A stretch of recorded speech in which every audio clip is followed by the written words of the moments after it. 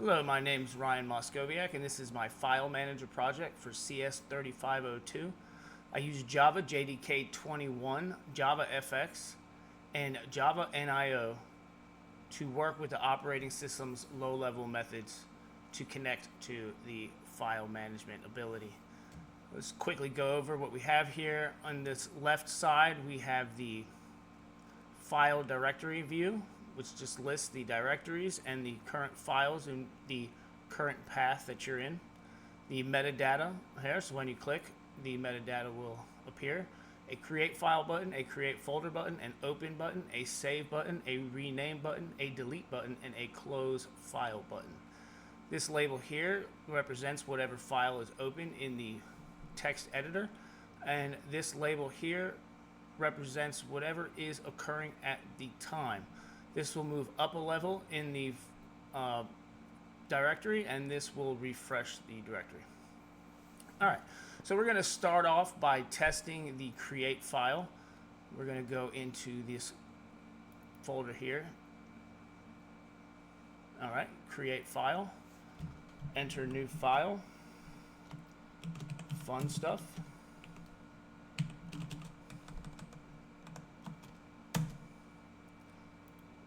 Now we're going to type we're going to open it, and then we are going to edit it.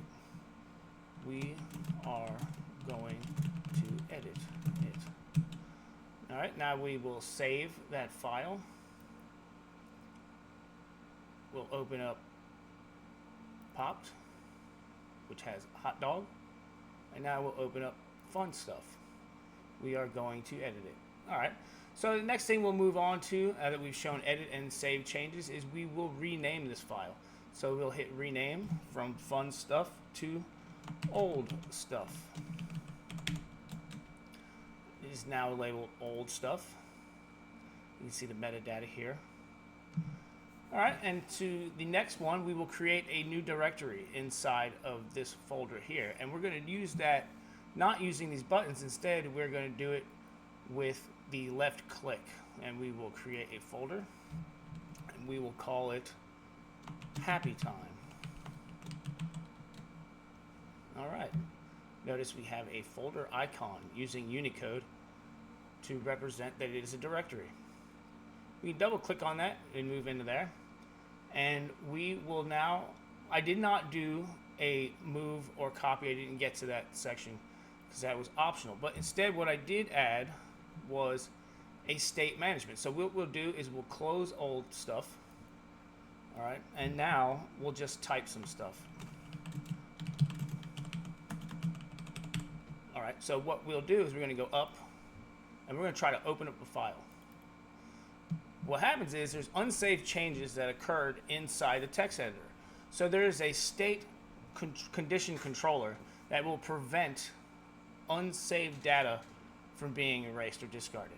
Now, this is being manipulated in a file that doesn't exist yet. So what we'll do is we'll hit save, and it'll prompt us to create a new file. So we'll call this garbage.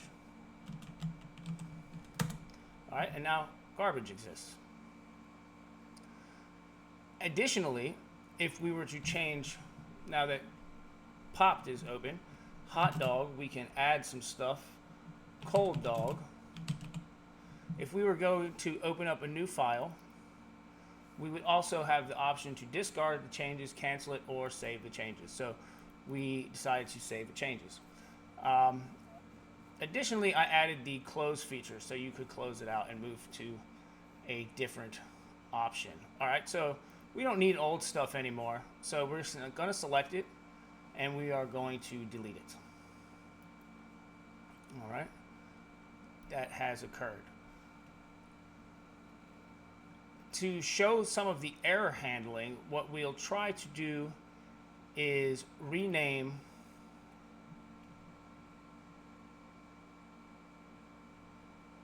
or we'll overwrite Happy Time. So we're going to create another folder, and we're going to try to call it Happy Time.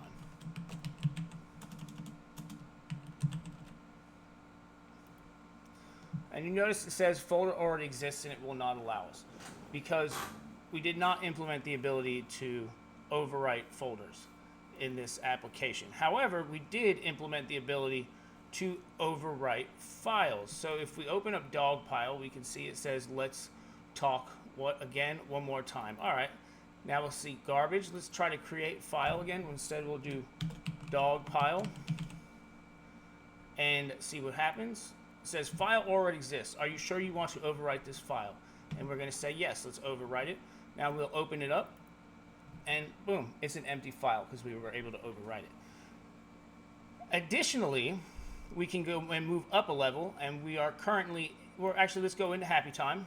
Let's create another folder and we'll call it stuff 2. And we will in this we'll also create a file and we will call it cat time. Right, now we're going to move back up and we're going to select Happy Time and we're going to delete Happy Time. It's going to prompt us and say delete selected item. Anytime you go to delete an item, it will ask you if you want to do that. In this case, since it's a folder and it's going to have a cascading delete effect, it's going to ask you if you would like to permanently delete everything that is in Happy Time, and we're going to say yes. So now everything that is contained inside of Happy Time has now been destroyed. If you notice down here where status says deleted Happy Time, opened file popped. We go up and it says loaded user Friday. Friday is the root directory. It is named after Iron Man's AI. Yes.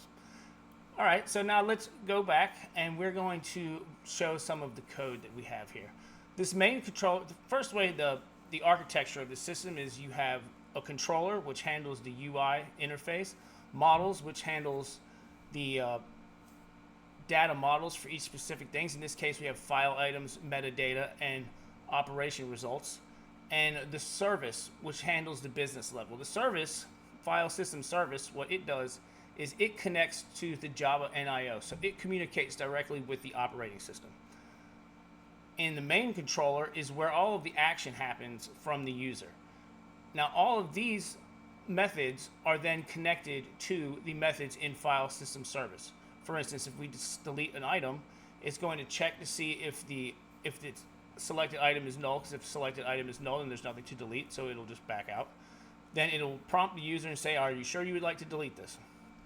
At that point, it's going to then give you a response and work through whether or not you're going to delete the folders. Here's where it actually calls upon file system service to do all the dirty work from the operating system's low-level productions.